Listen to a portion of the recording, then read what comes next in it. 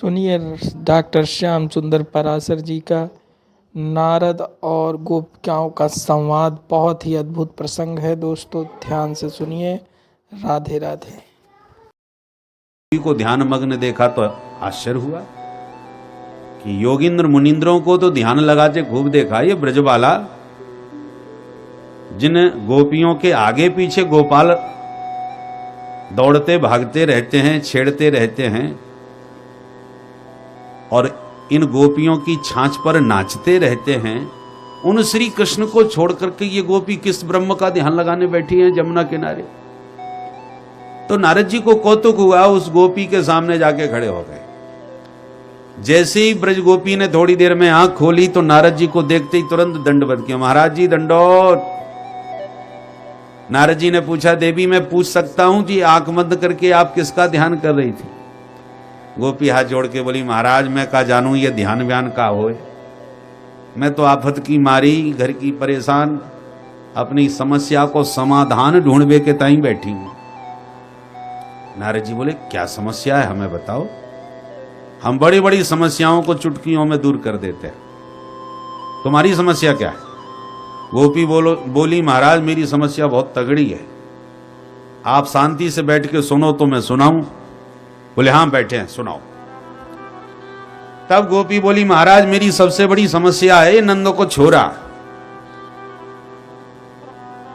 ये मेरे चित्त में ऐसो चिपक करके बैठ गए हो कि आके चक्कर में मुंह पे घर गृहस्थी को कछु काम ही ठीक ठाक ना हो गए। अब आगे पीछे की तो बहुत तेरी समस्या है महाराज, तुम आज की यही समस्या सुन लो। आज मैं सवेरे सवेरे गई गैया दोबे के ताई। मेरी सास बोली, बहू जा गैया दोहला। तो मैंने दोहनी उठाई और गौशाला में गैया दोबे चली आई। पर जैसे मैं गैया दोबे लगी सोई नंद को छोरा मेरे बगल में आके खड़ो है गयो और मुस्कुरा के बोलो, अरे भाभी अब सबरो ही दूध निकाल लेगी का? मैं भी सवेरे को भूखो डोल रहा हूं ने मुँहे पे बाय दे। मैं बोली, कन्हैया तू भूखो है, चल मेरे पास में आके बैठ, गैया की ताजी ताजी दूध धारा तो को पिवाऊं, धारोष्ण धारा। सोई कन्हैया ने मेरे पास में आके मुंह फाड़ दियो और मैंने बर्तन की जगह धीरे धीरे सबरो दूध बाके मोड़े में धो दियो। मैं धोती गई और नंद को छोरा गटागट पीत हो गया। और थोड़ी देर में मेरी सास आएगी। होश मोह तब आयो जब सास चिल्ला के पड़ी, ए बहू तेने सबरे दूध को सत्यानाश कर दियो। तब वो ध्यान आयो और मैंने ध्यान से देखो दूध सबरो धरती में गिरो भयो है। मैं बड़े चक्कर में पड़ गई, मैं तो नंद के छोरा को पिवारी, ये दूध धरती में कैसे गिर गए? जब ध्यान से मैंने देखो तो वहां कोई नंद को छोरा ना है, सबरो दूध धरती में पड़ो भयो है। तब धीरे से मेरी समझ में बात आ गई कि वास्तव में कन्हैया ना है, ये मेरी कल्पना का कृष्ण था।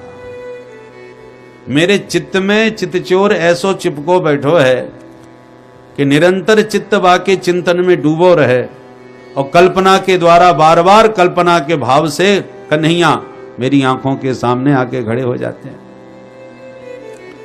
जब वो होश आयो तब मेरी बात समझ में आई कि नंद को छोरा ना है, मैंने कल्पना से कन्हैया को बैठा लियो। मेरी सास ने सवेरे सवेरे 1000 गारी सुनाई और फिर चिल्ला के बोली, अब आंखें फाड़ फाड़ के मेरे मोहड़ों का देख रही है, जल्दी जा धान कूट ले, मुंह को भात बनानो है। महाराज मैं भाग के तुरंत मूसल उठा के धान कूटबे लग गई। सुई नंद को छोरा फिर सामने आके खड़ा है गयो। मेरे ताई मुस्कुरा तो भयो, बोलो, अरे भाभी सास ने ज्यादा कछु सुनाई दई का? कैसे मुंह लटकाए बैठी है? मैं बोली, नायक नहीं है, ऐसी कोई बात ना है, तू बता तू कैसे आयो? बस मैं बातें बातें कर भी लगी।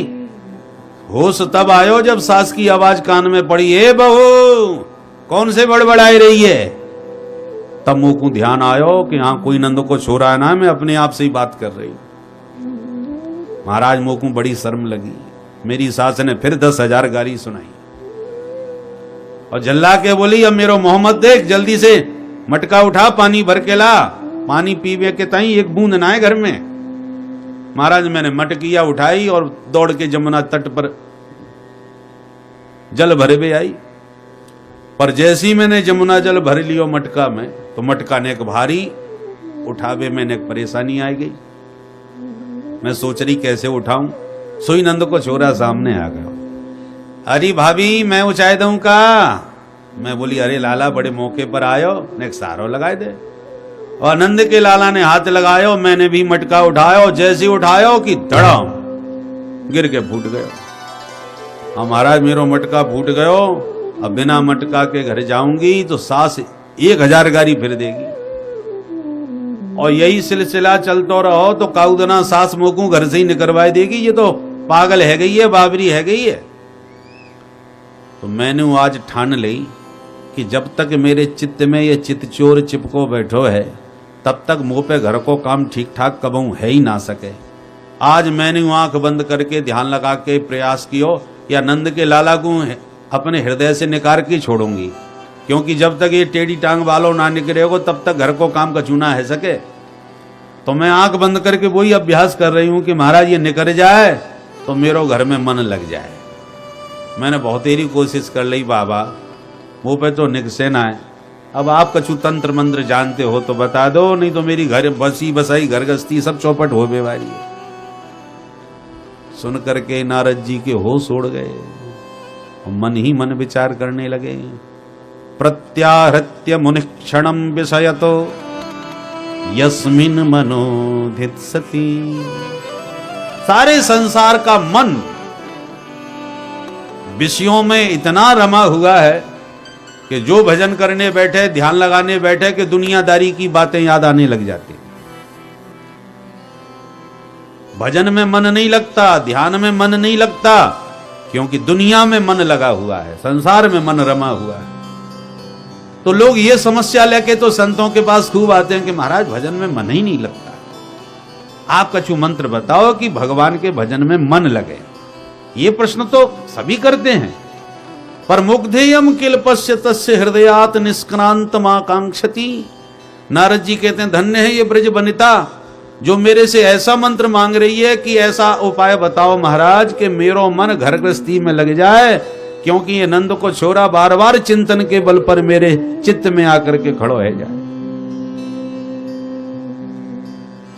तो दुनिया वाले तो भगवान में मन लगाने के लिए मंत्र मांगते हैं, और गोपी जिनका मन गोपाल में इतना रच पच गया है कि घर गृहस्थी में मन लगाने के लिए उपाय पूछ रही है।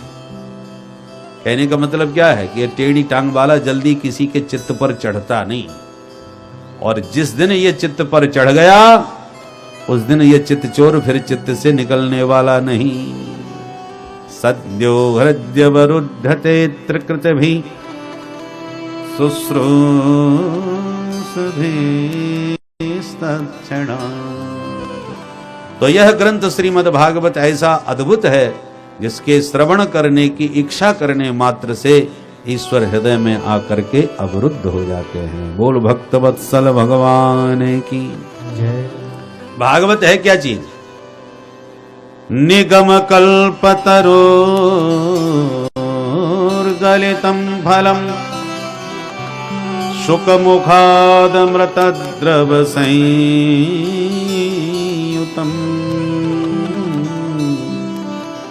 एवत भागवतम रसमालयम मुहुरहो रसिका भूमि भावुका। निगम नाम है वेदों का। नितराम गमयति बोधयति स निगमो वेदः। जिस तत्व को न प्रत्यक्ष देखा जा सकता है, जिसके बारे में न कोई अनुमान लगाया जा सकता है, उस तत्व को वेदों के द्वारा ही जाना जा सकता है। इसलिए वेदों का नाम है निगम। निगम कल्प तरोह गलितम फलम। वेद रूपी कल्प वृक्ष का पका फल है श्रीमद् भागवत महापुराण। कल्पतरो कल्पितम संकल्पितम राति ददाति इति कल्पतरो।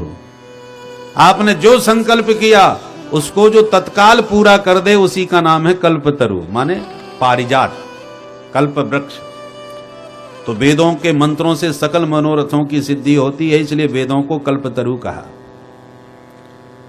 और वेद रूपी वृक्ष का भागवत रूपी फल है। किसी ने पूछा, जब भागवत रूपी फल वो भी पका हुआ, वेद की उच्च शाखा से टपका तो फूट भी गया होगा। रसीला फल बहुत ऊंचाई से गिरे तो फूट नहीं जाएगा। पर श्रीधर स्वामी पाद कहते हैं ये फूटा हुआ फल नहीं है, एकदम साबुत है। क्यों फूटा, क्यों नहीं? बोले डायरेक्ट नहीं गिरा, इनडायरेक्ट गिरा है। सबसे पहले ये श्रीमद् भागवत रूपी फल नारायण रूपी डाली से टपका तो ब्रह्मा की डाली पर अटका, फिर ब्रह्मा की डाली से टपका तो नारद की शाखा पर लटका, फिर नारद की शाखा से टपका तो व्यास की शाखा पर अटका, फिर व्यास की शाखा से टपका तो सुख शाखा पर लटका, फिर सुख शाखा से टपका तो सुखदेव श्री परीक्षित के माध्यम से समस्त रसिकों को प्राप्त हो गया। तो शिष्य प्रशिष्य शाखा पल्लव परंपरया सनई सनई अखंडमेवावतीर्णम न तो चिन्ह पाते न स्फुटितम। ये धम्म से डायरेक्ट नहीं गिरा है, डाली प्रति डाली के द्वारा सनई सनई धरती पर आया है। इसलिए रसीला भी है, पका पकाया भी है और बिना फूटा, माने खंडित नहीं है, अखंडित फल है। किसी ने पूछा, ये बताओ ये फल खट्टा है कि मीठा? व्यास जी कहते हैं बहुत मीठा है, एक बार खा के तो देखो। बोले महाराज आपका फल है तो आप तो मीठा कहोगे ही, हमें सबूत दीजिए, प्रमाण दीजिए कि ये खट्टा नहीं निकलेगा। इसमें क्या प्रमाण है? क्योंकि जो फल बेचते हैं ना, वो अपने फलों की तो तारीफ करते ही हैं, चाहे वो कैसा भी हो। एक सज्जन कह रहे थे, खरबूजे शक्कर से मीठे, खरबूजे शक्कर से मीठे, आवाज लगाते हो खरबूजा बेच रहा था। एक सुन के व्यक्ति प्रभावित हो गया तो उसने खरीद लिया, बोले चलो मीठे हैं खाते हैं। और जब खा करके देखा तो एकदम फीका, तो बड़ा नाराज होने लगा फल वाले पर। क्यों रे, सबको उल्लू बनाते फिर रहे हो, इसमें तो बिल्कुल स्वाद नहीं है। तो बेचने वाला बोला, मैं चिल्ला चिल्ला के कह तो यही रहा हूं, खरबूजे शक्कर से मीठे, अर्थात शक्कर डाल के खाओगे तब मीठे लगेंगे। ये मैंने धोखा थोड़ी दिया, मैं तो चिल्ला चिल्ला के बोल रहा हूं खरबूजे शक्कर से मीठे। तो मतलब मेरा सीधा सीधा है कि शक्कर डालो फिर मेरे खरबूजे खाओ, बड़े मीठे लगेंगे, बड़ा स्वाद आएगा। तो ये तो युक्ति है कि अपना माल कैसे ठिकाने लगाया जाए, बेचने वालों की बुद्धि है। तो व्यास जी आपका फल है तो आप इसे खट्टा थोड़ी बताओगे, हमें सबूत चाहिए, प्रमाण। व्यास जी कहते हैं तो प्रमाण है मेरे पास। क्या? सुख मुखाद अमृत द्रव संयुतम। लोक में प्रसिद्ध है, तोता जिस फल में मुंह मार दे तो आंख मुझ के समझ लेना चाहिए फल बहुत मीठा है। तो मेरे श्रीमद् भागवत रूपी फल में भी तोते का मुख लगा है। कौन से तोते का? सुख मुखात, मेरा परमहंस परिव्राजक पुत्र व्यासनंदन सुखदेव जी का मुख लगा हुआ है। जो सुखदेव जी पैदा होते ही परमहंस बन गए, पिता की पुकार भी जिनको प्रभावित नहीं कर पाई, लौटा नहीं पाई और चले गए वन की ओर। ऐसे परमहंस बीतराग सुखदेव जी के मुख से यह फल उच्चिष्ट है, इसलिए गारंटी से कहते हैं कि यह बहुत मीठा है। इसमें मिठास काय की है ये बताओ? फल में रस होता है, आम का मौसम आ गया तो अमरस तैयार होगा। तो इस भागवत रूपी फल में कौन सा रस है? बोले रसो वैसा रसम हेवानम लब्ध्वानंदी भवति। इसमें वह परम रस विद्यमान है जिसको श्रुतियों ने रस रूप से ही निरूपित किया है। अमृत द्रव संयुतम, अमृत द्रव, अमृत नाम परमात्मा का है। परमात्मा को अमृत क्यों कहा जाता है? क्योंकि संसार में जो भी दिखाई पड़ रहे हैं एक ना एक दिन सबको मृत मरना पड़ेगा, पर भगवान है अमृत, वो कभी नहीं मरते। जो कभी ना मरे वो अमृत, जो मरे वो मृत। इस मृत लोक में सभी मरण धर्मा है और परमात्मा अमृत हैं। तो उस अमृत रस से, उस परमात्मा रस से जो रस स्वरूप ही हैं, उस रस से यह भागवत रूपी फल भरा हुआ है। पिबत भागवतम रसमालयम मुहुरहो रसिका भुवि भावुका। व्यास जी कहते हैं, हे रसिक जनो, हे भावुक जनो, आओ और इस अलौकिक रस का रसास्वादन करके अपने जीवन को धन्य बनाओ। एक बार से काम नहीं चलेगा। मुह मुह मुह माने बारंबार। ये रस का यह चमत्कार है कि जितनी बार पियोगे उतना ही स्वाद बढ़ेगा, समाप्त होने वाला रस नहीं है। ज्यों-ज्यों पियो त्यों-त्यों रस बढ़े, इसलिए बार बार इस रस का पान करो। बोल भागवत भगवान की जय।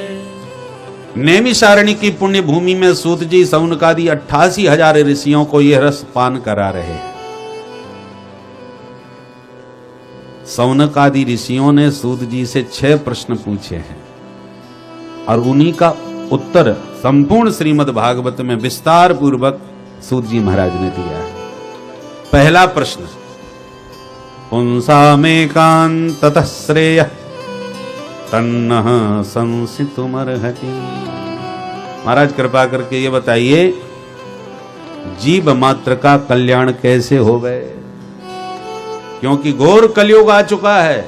कलयुग में कठिन साधन कोई कर नहीं सकता, क्योंकि बुद्धि भी मंद है लोगों की और भाग्य भी मंद है। भाई, भाग्य मंद हो और बुद्धि तेज हो तो बुद्धि के बल पर गुजारा हो जाएगा, और बुद्धि मंद है तो भाग्य तेज हो तो भाग्य के बल पर काम चल जाएगा।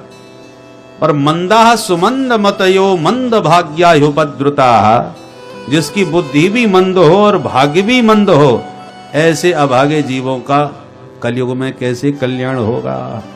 वो कृपा कर। तीसरा प्रश्न हमारा यह है कि हमारे धर्मशास्त्र बहुत है। किसी भी धर्म में आप पूछो कि तुम्हारा धर्म ग्रंथ क्या है तो तुरंत बता देगा। किसी का कुरान है, किसी का बाइबल है। और हिंदुओं से कोई पूछे कि तुम्हारा धर्म ग्रंथ क्या है तो 10 बार सोचना पड़ेगा। रामायण बताएं कि भागवत बताएं कि गीता बताएं कि वेदों को बताएं, उपनिषदों को बताएं। तमाम धर्मशास्त्र ग्रंथों का भंडार है हम लोगों के। तो महाराज बुद्धि है कम और ग्रंथ हैं ज्यादा, तो इन सारे शास्त्रों का सार क्या है वो कृपा करके हमें बता दीजिए। चौथा प्रश्न यह है कि भगवान यदि सर्व समर्थ हैं तो बार बार अवतार क्यों लेते हैं? कंस ने आतंक मचाया तो कन्हैया बन के आ गए, रावण ने आतंक फैलाया तो राम जी बन के आ गए। तो बार बार जो भगवान के अवतार होते हैं, कितने अवतार हुए, अवतार क्यों होता है ये बताइए।